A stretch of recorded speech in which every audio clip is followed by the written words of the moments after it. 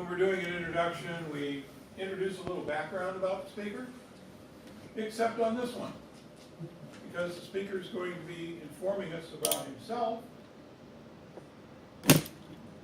Basically, we're just going to introduce, it's kind of like a speech contest. We're going to do the name, title, and name. So please welcome Jake Widmer. Actions that take us down a different road. Actions that take us down a different road. Jake Widmer.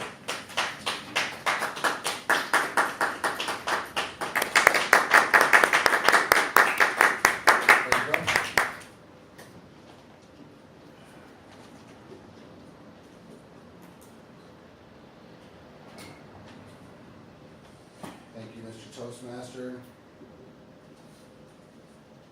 So, Rick, you had a great audience here. You had a target audience in the crowd, young 12-year-old children here for his book, for his publishing work there. And my target audience is dysfunctional men, I guess.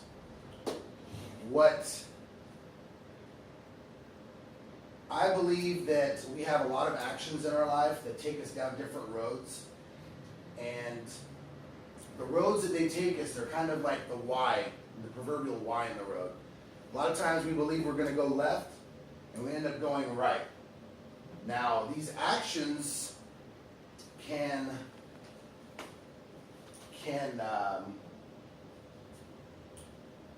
seem to be daunting.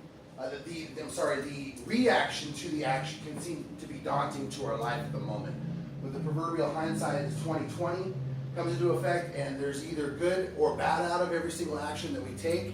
And I believe that the action I took on December 31st, 1995, at the time seemed to be a very daunting action in my life. Paint a picture that it is a cold, blustery evening with rain pouring in the state of Washington, Tacoma, Washington to be exact, and it was a New Year's Eve party. Myself and several people were there enjoying the night. I'm sure you all have been to many New Year's Eve parties. And there was an altercation, and myself, I was doing things I probably shouldn't, as a dysfunctional man probably did when he was 20 years old. And I got into an altercation with another gentleman, and I tried to physically harm him, yet I harmed myself in the process.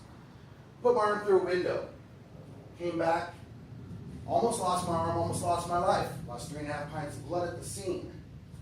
It was very, very difficult 6 months to a year afterwards.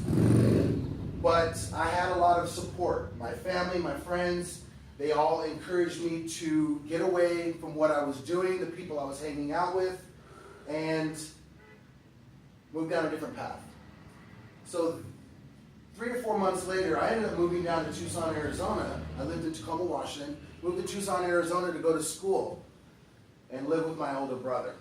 There he kind of shaped and formed me into be a better man. I didn't really have a father growing up.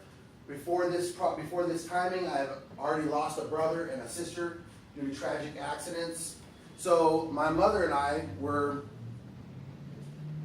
going through several emotional roller coasters during the previous years before this. So I needed to kind of get a foundation for myself and build upon myself the fact that I need to grow up and become a better man. So I got into school, fast forward a few years, several different times I lived in Colorado, worked at a resort twice, and kind of did the moving around thing for a while. Learned a lot, met a lot of people, really awesome, cool people, and I finally found myself here in San Diego. 2002, I'm happy to say that I met my lovely wife, Maricela. She is a member here now as well. And she is, fortunately, with her friends, lady friends, at a women's retreat. up in southern Riverside County. I believe that our faith, if we have faith, whatever faith we have, it can help us in moving along in our life. We have become a part of a church here in National City, Chula Vista, San Diego area, and God has called us to be leaders and help people grow. And it has not only changed and humbled my life to be used in a way that I never thought I could be used back on this December 31st, 1995 evening. But I must tell you, gentlemen and ladies, and young adults, don't be afraid to look back at your actions that might have felt in the moment to be an issue in your life. When you look back, try to make a difference from that action. Try to make a difference, because if I didn't go through what I went through, and I put my arm through the window and it changed my life, I would not be in San Diego. I would not be married to a lovely wife of 10 years, where we celebrated our anniversary this year, and I would not be standing here speaking to you this day. Thank you so much, Toastmasters. Have a wonderful day.